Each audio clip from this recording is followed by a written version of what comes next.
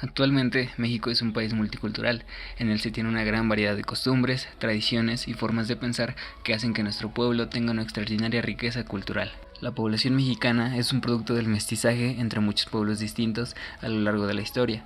Este fenómeno fue muy importante durante el virreinato, cuando los diversos pueblos originarios de Mesoamérica entraron en contacto con europeos, africanos y asiáticos. De esta mezcla nació el mestizaje, que caracteriza al pueblo de México.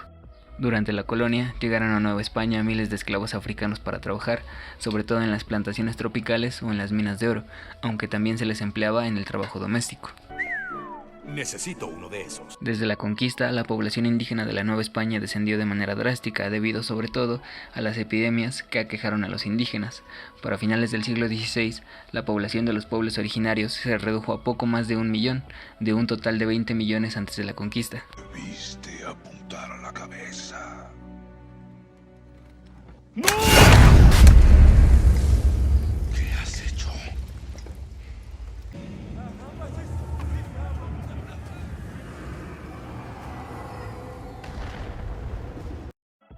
Por su parte, la población de origen europeo aumentó de manera paulatina a cerca de 60.000 habitantes a finales del siglo XVI, pues hubo varias olas migratorias de españoles y europeos en búsqueda de mejorar condiciones de vida en la Nueva España. Ese aumento demográfico también se debió al nacimiento de descendientes de españoles durante el virreinato, a quienes se les llamó criollos.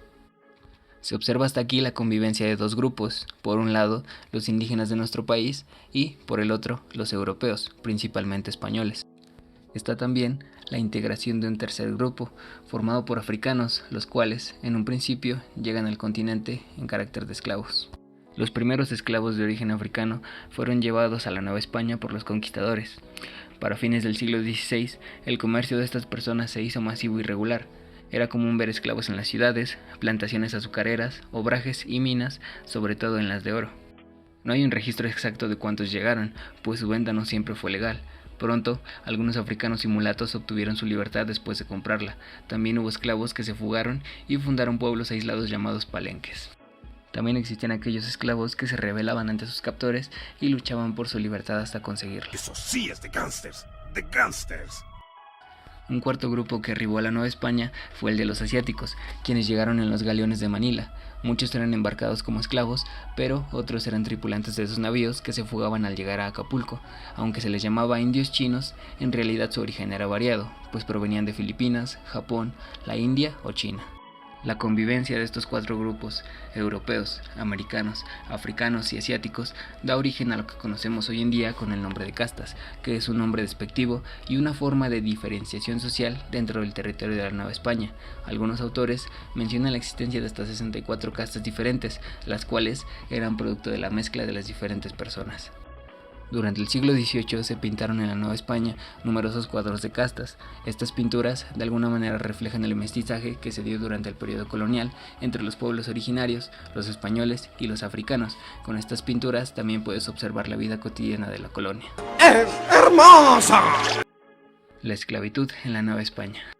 Las labores forzadas a las que eran sometidas las personas africanas eran muy diversas y dependían de los intereses y ocupaciones de quienes los compraban y se ostentaban como sus amos. Verás, ¿es porque soy negro?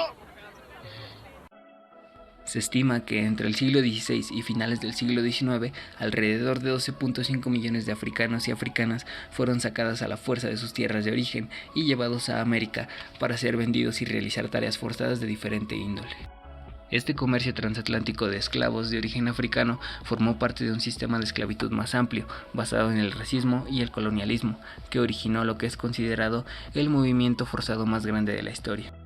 La exploración española de África y la instauración de centros de comercio en el territorio dio pie a una fuerte demanda de esclavos que pronto creció con el arribo de los europeos a América, pues con su llegada se requirió mano de obra en grandes cantidades para ser utilizada en plantaciones, el trabajo en las minas o las labores domésticas.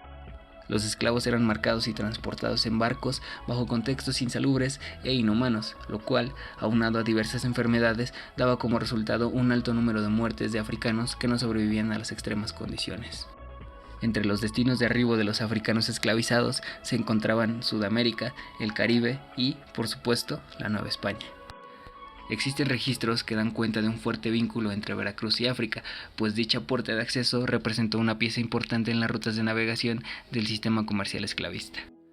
Uno de los motivos que impulsaron el comercio esclavista en la Nueva España fue la crisis demográfica que inició hacia finales de la primera mitad del siglo XVI, cuando se desataron pandemias en la colonia que generaron la muerte de miles de indígenas en todo el territorio, haciendo que, a principios del siglo XVII, el número de pobladores originarios se redujera drásticamente, lo cual significó para los españoles de la colonia escasez en las fuerzas de trabajo, falta que fue compensada con la llegada de esclavos africanos. La presencia de personas africanas en la compleja sociedad novohispana originó la creación de categorías de clasificación basadas en el fenotipo y origen racial paterno y materno. Es así que se dieron pie a denominaciones como moriscos, lobos, pardos, mulatos, zambos y negros. Las castas de la Nueva España no eran un sistema rígido, ya que si bien existía una jerarquía más o menos oficial integrada por casi 20 grupos, la realidad es que las mezclas entre ellos dieron origen a una diversidad de nuevas castas o cruces que resulta difícil de cuantificar. Lo que sí ha quedado registrado es la existencia de 3 castas principales: blancos europeos o blancos peninsulares, indígenas americanos y negros, de los cuales podían surgir las siguientes combinaciones. Un criollo era un europeo nacido en América. Un mestizo era la mezcla entre un hombre europeo y una mujer indígena. Un mulato era la mezcla entre un hombre blanco europeo y una mujer negra. Un castizo era la mezcla entre un hombre mestizo y una mujer europea. Un español era la mezcla entre un hombre castizo y una mujer blanca europea. Un jarocho era la mezcla entre un hombre negro y una mujer indígena. Un zambo prieto era la mezcla entre un hombre negro y una mujer zamba. Un morisco era la mezcla entre un hombre europeo con una mulata. Un chino era la mezcla entre un hombre mulato y una mujer indígena. Un saltapatrás era la mezcla entre un hombre albino con una mujer europea. Y ahora sí vienen las mezclas más difíciles y raras de entender. Un calpamulato era la mezcla entre un hombre zambaigo con una mujer lobo. Un tente en el aire era la mezcla entre un hombre calpamulato con una mujer cambuja. Un no te entiendo era la mezcla entre un hombre tente en el aire con una mujer mulata. Y un torna para atrás era la mezcla entre un no te entiendo con una mujer indígena. ¿El para qué cosa de quién? Todo lo anterior es solo un poco de lo que se generó en la mezcla de las personas que integraron la sociedad novohispana durante el virreinato y que dio paso a la gran diversidad cultural que existe hoy en día.